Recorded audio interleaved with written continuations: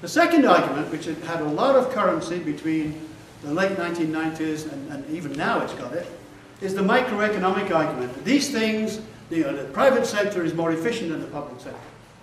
And PPPs bring those efficiencies into government so government can save money.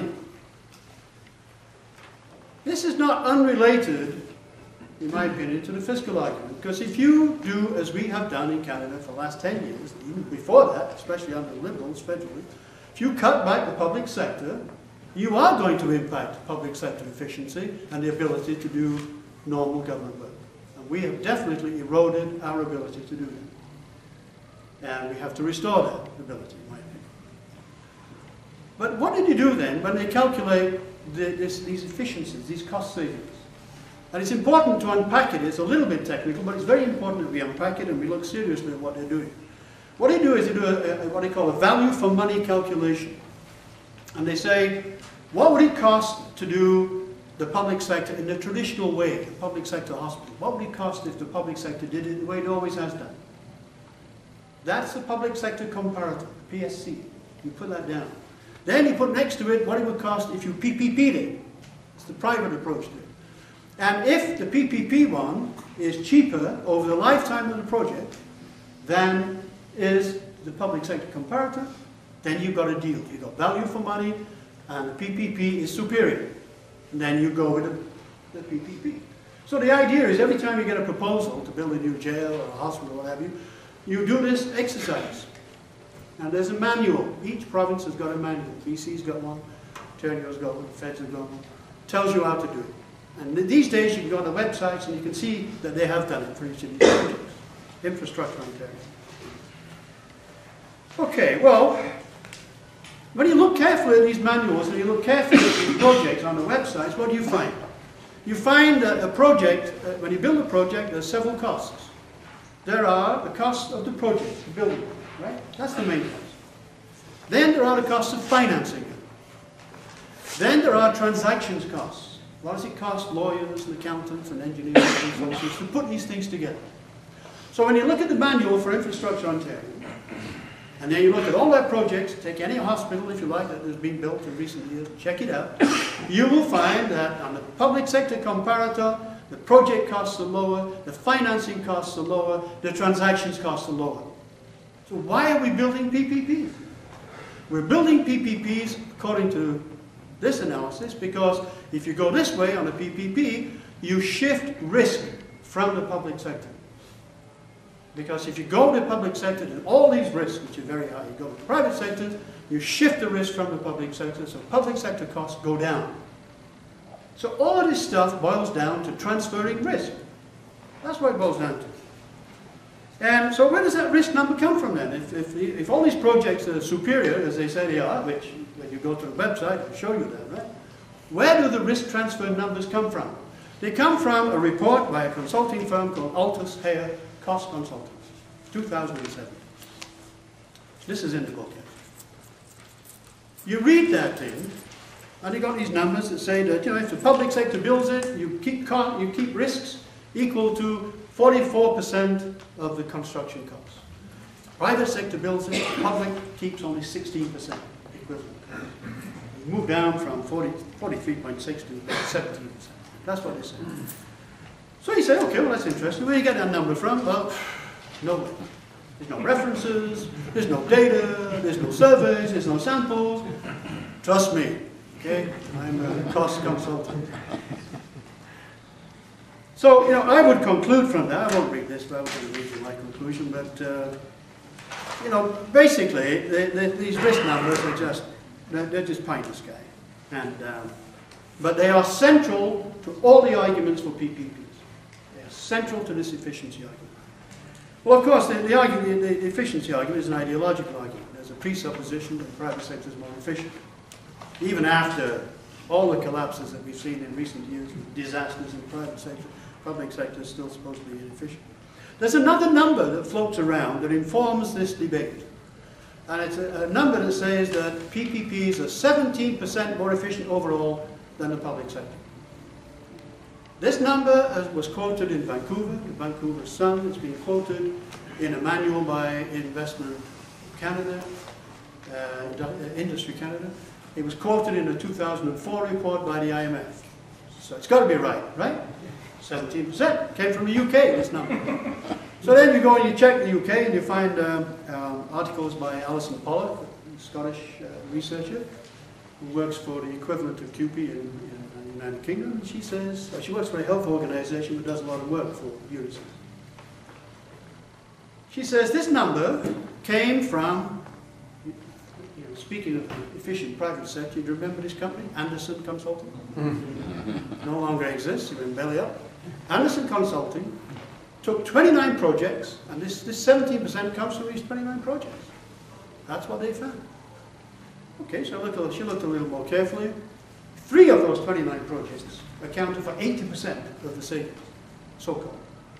1 of them accounted for 50%. That project was an Anderson project. None of these projects were ever implemented. These numbers came from the pre-implementation stage of the projects. It is complete BS. So that number is now internalized. We're all using it, right? Okay. And the argument is, of course, that PPPs are so efficient. Well, let me read you a quote from a small contractor in BC, who says the following. They feel very threatened by the large companies that are getting the PPP business. There's a guy called John Nappert. Our firm has completed hundreds of public sector projects in BC over the past 25 years, and we have seldom been late and never over budget. I know that because when we bid on a stipulated sum contract, we give them a fixed sum, right? We have a contracted fixed budget and an attached schedule to the contract.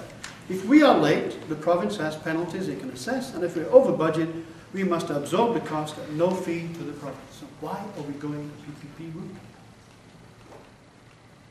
You don't need that. If you've got risk, all the risk is up front. It's all construction risk, mainly. And it comes in the first 2 or 3 years of the project. So there are other ways of doing that. If that's really an issue, you can do what is called design build. You don't have to get the private sector financing the project or running the project or owning the project. You can say, design it and build it. We're going to give you $100 million or whatever it is. And they come in within budget. There are problems with that because if costs go up, they come in with budget by lowering the standards. Architects don't like it, engineers don't like it, but they're doing it. But at least, if that's your problem, there are ways of settling it. Other ways of settling it are through insurance, through subcontracting, through guarantees, and all kinds of penalties, as this guy says, all kinds of other ways of dealing with this upfront risk. Don't have to give away the store to cover that. So that's the first problem with these things. Now I'll go quickly through some of the other problems. So the value, the risk and the value for money thing is a real problem. Secondly, value for money converts everything back into today's money. It converts all the costs over the lifetime of the project on the public sector comparative back to today's money. It converts all the costs on a PPP back to today's money. So you can compare apples with apples, presumably. Well, how do you convert money coming in 30 years' time into today's money? Well, you discount it. You use a discount rate. It's not the same rate as the cost of borrowing. This is it's based on, should be based on what we think the future is worth for our kids, right? By how much are we prepared to trade off today's consumption for tomorrow's consumption? Well, all the theoretical literature, including recent Canadian literature, says that rate should be 3.5%. All PPP analysis uses higher rates. Well, what's the significance of this? Well, the significance of this is that PPPs are back-end loaded. You're paying for 30, 40 years.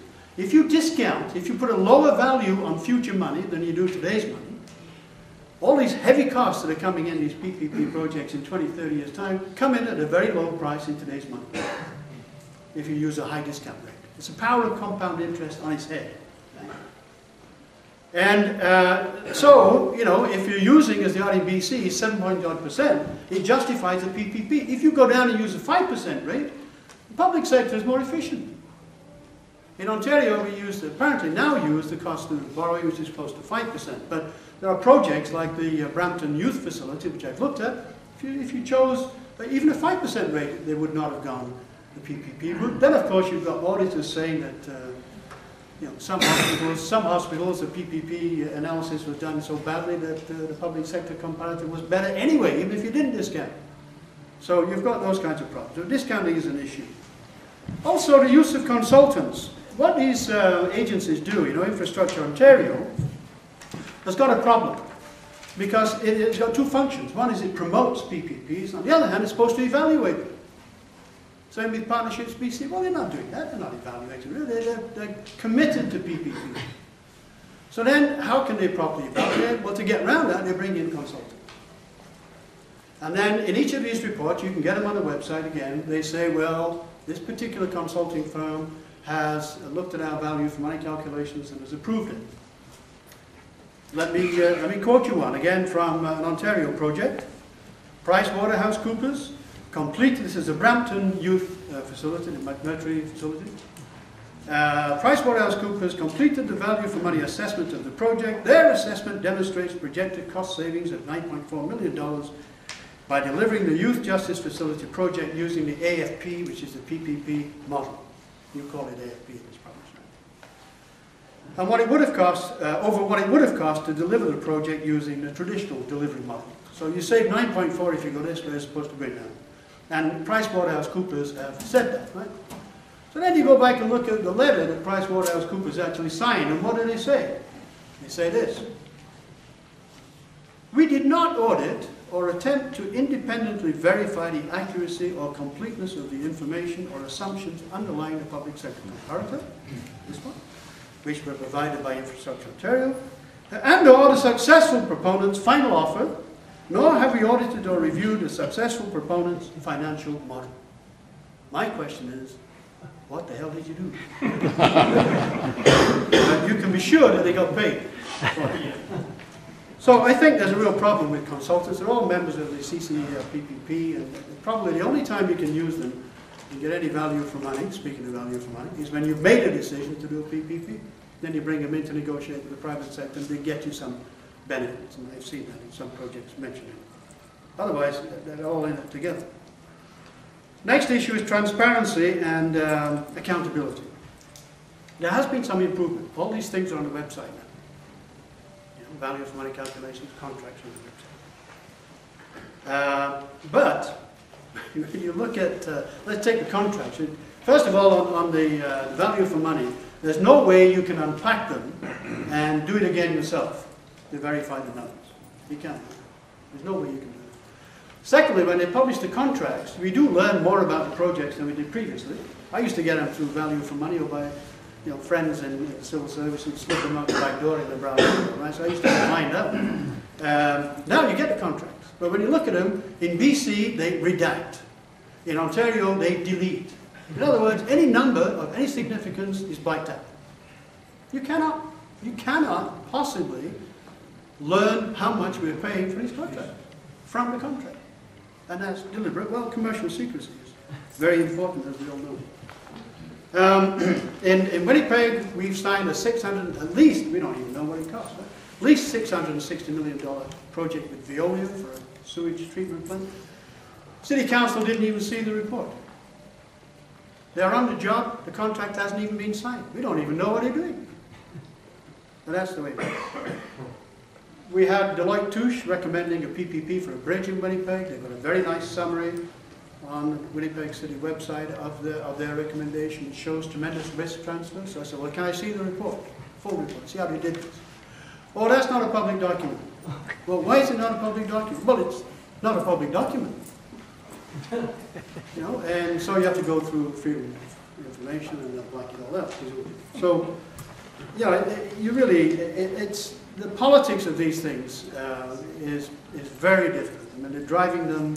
They don't want accountability, real accountability. They want kind of window dressing, in my opinion. Not all these things. The thing that drives the PPP in the value for money is competitive bidding. Not all of these things are put out in competitive bidding.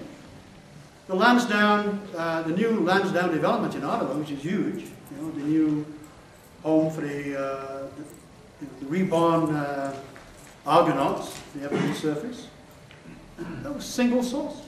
It's a huge project. You gave away a whole bunch of land, the stadium for $1, right? Single source. No competitive bidding. No value for money at all. Don't even pretend to have value for money now. In New Brunswick in 2008, they built nursing homes the same way. Single source. Oh, we needed to build these things quickly. The auditor said, well, it wouldn't have taken you much time to tender them, right? Single source. You can't get competitive bidding. Okay, next issue is timing and flexibility. These are 20 to 40-year contracts. There's some big issues coming up about our ability in the public sector to monitor these things beyond about 5 years. In Nova Scotia, there was a complete fiasco in the way they built schools on a PPP model, and we deal with this in the book, in the 90s. In 2007, the government went back into PPP saying, well, we learned from the school fiasco. Well, recently, the Auditor General has said monitoring these school projects is a complete disaster. It's a complete disaster. There are payments being made by the province to the private partner that should be shared with the school boards. They're not getting them. There are inflation increases, part of which should go to the school boards. They're not getting them. There is no accountability. People have retired. They've moved on. Nobody knows what the contracts are all about. They cannot handle them. I think there's some huge problems there. In the United Kingdom, because they're much older than ours, 3 schools, the kids are grown up and left. No more kids in the neighbourhood. Schools are empty. Too bad. You've still got to pay £70 million a year to the private partner to keep these 3 schools going. We're going to get that problem ourselves later. All kinds of issues with renegotiating these contracts. In Winnipeg, we have Charleswood Bridge, which we're paying 11% on today. Why? Well, because to buy out the contract would have cost us a fortune. So once you're in, you're locked in. If you're trying to renegotiate these things with a company that's been working for a while, you're in big trouble. Okay, so where are we now and where do we go from here? Let me just say that very quickly that the PPP loans have bounced back. In Canada, 3 times as many loans were made in 2010 and 2009. All kinds of bond deals are being carried out now. Projects are going ahead like crazy. There are in the works 16 projects in Ontario. 23 are already under construction. Another 16 are being looked after in different states. 9 in Quebec, huge ones. 6 in BC. What has happened is the bank financing has dropped from an average of 25 years in Canada, this is research I've been doing on this, to 8 years. So you're getting this rapid turnover.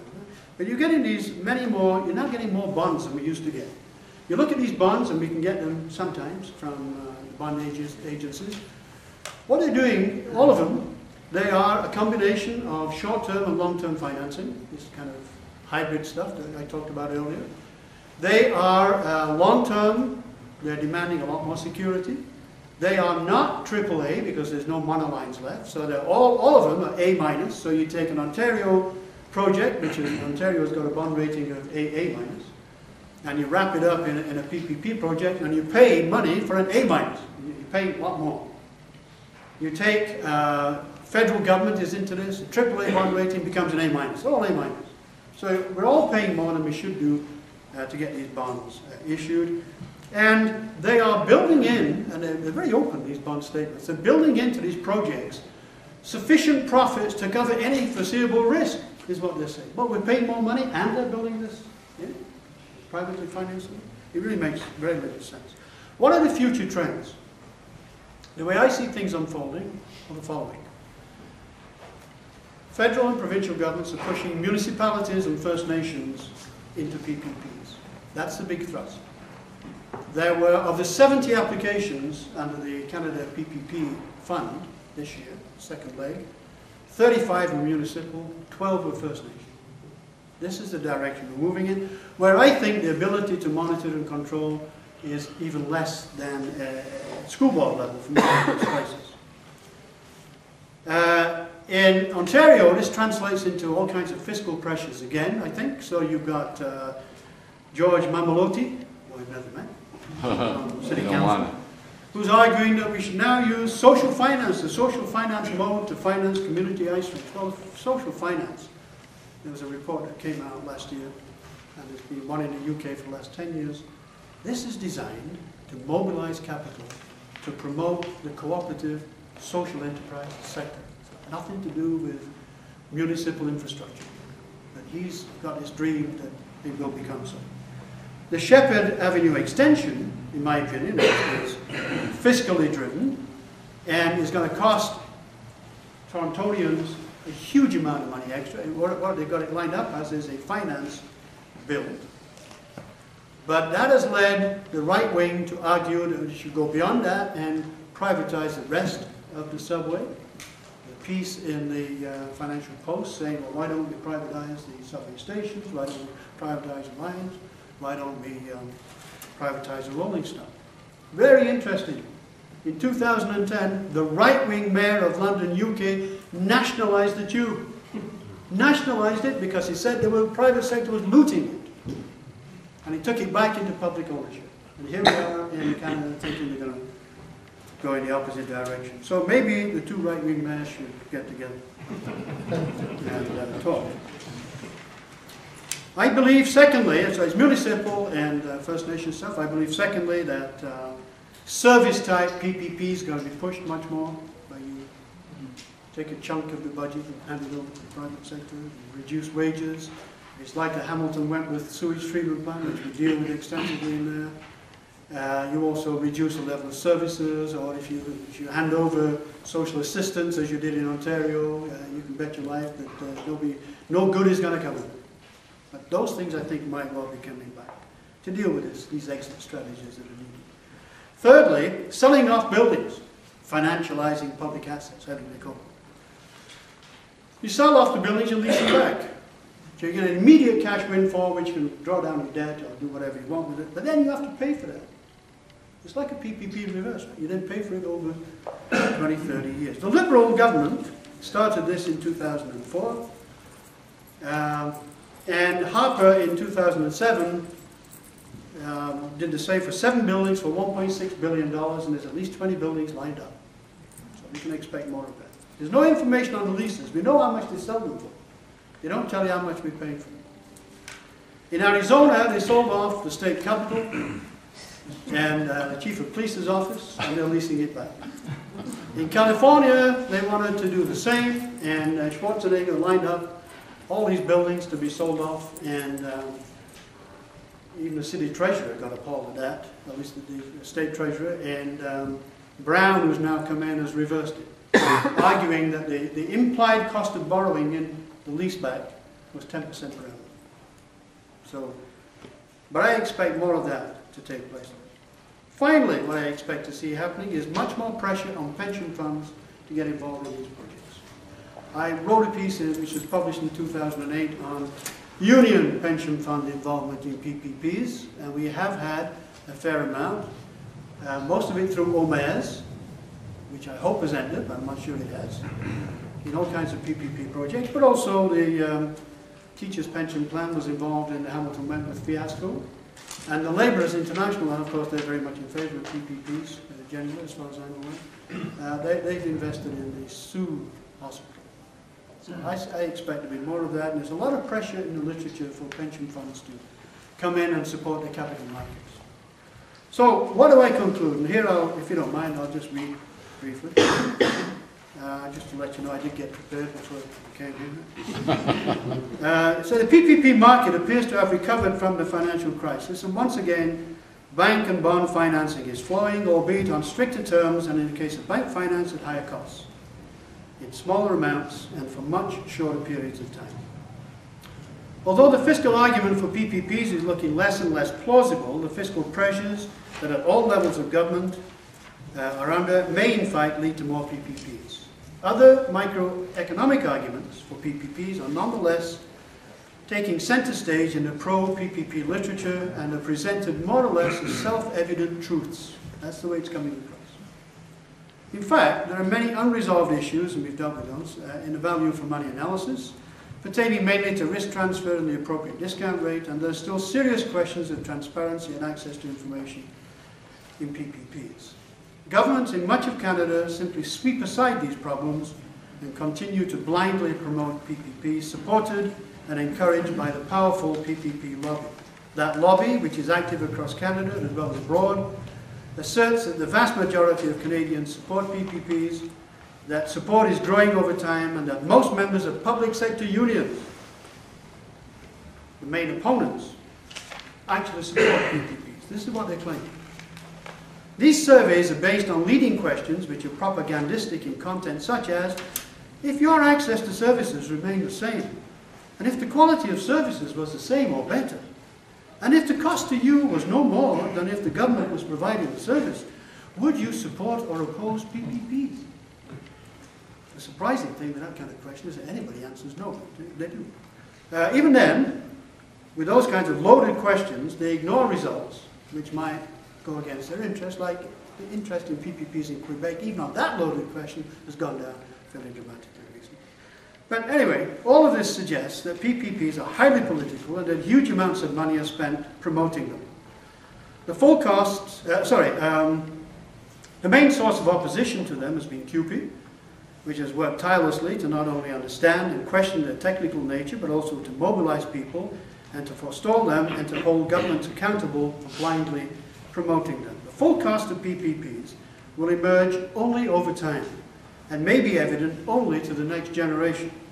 In the meantime, we should all support CUPE's efforts to strengthen public sector capacity and services, to inform the public on the hidden pitfalls of these so-called partnerships, and to help mobilize people against them, as Phyllis Clarke most surely would have done.